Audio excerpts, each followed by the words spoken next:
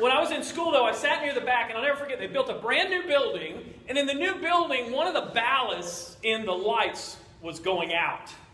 And so we had some testing and some other stuff, and the teacher was teaching some, and he was sitting at his desk, and we were out there, and we were bored. Well, I was sitting here. My friend Jim Hill, if you missed the story last week, Jim Hill is also in that story. And if you missed last week, all I can say to you is, born in the USA. Look it up. And see, everybody laughs. So anyway, get online. You can go to YouTube and then ADD Pastor. You'll find it. Okay. And then my friend Dave Postmus was sitting over there at the other side. We were all sitting in the back. And this ballast was just buzzing, that hum. And I realized while I was sitting there that I could match that hum myself without looking like I was. And so I was working on something and I heard the hum and I just started going,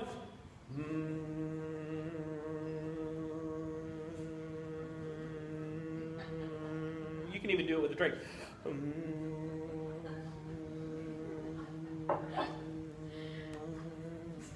So the teacher's back up at his desk and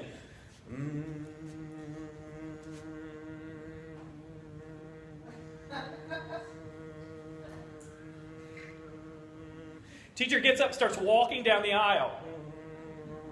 As he gets close to me, I stop. And Jim Hill over here starts going.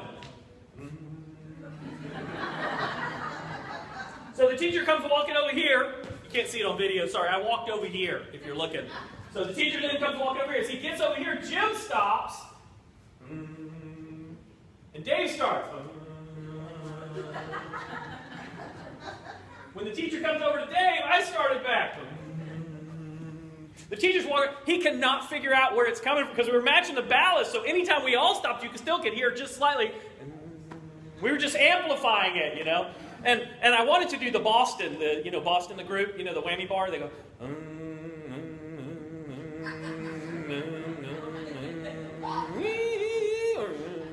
Right?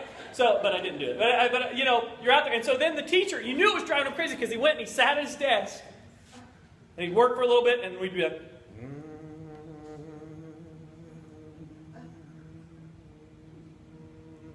And he'd get up and he'd walk around again and he'd do the same thing. We'd. It was awesome. And he's just walking around. And you could tell he was wanting to choke someone, but he didn't know who. He thought.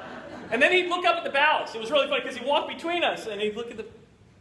Because it was the same pitch, so it's just kind of, it's kind of this thing. And I thought, when I was thinking about chasing the wrong thing, I thought, we do that so often in life. We think, I'm going to figure life out.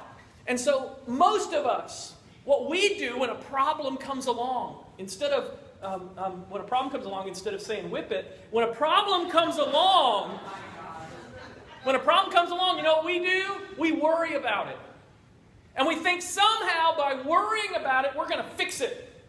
And worrying, let me tell you what worry is. Worry is praying to yourself.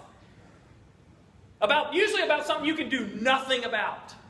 So you worry about something, typically something that's in the future or something you're dealing with, and all you're doing, and by the way, some people have said to me, well, worrying doesn't do a thing. No, it does. It raises your blood pressure and it gives you gray hair. And so, and if you have teenagers, you'll notice I have a little gray here. But that whole idea. So today what I want to look at is this whole idea of, listen, do you want to pursue God's wisdom? Would your life be better if God poured His wisdom into you? How would your life change if sometimes when you were seeking an answer, if all of a sudden that God through His Holy Spirit just revealed to you how to deal with a teenager?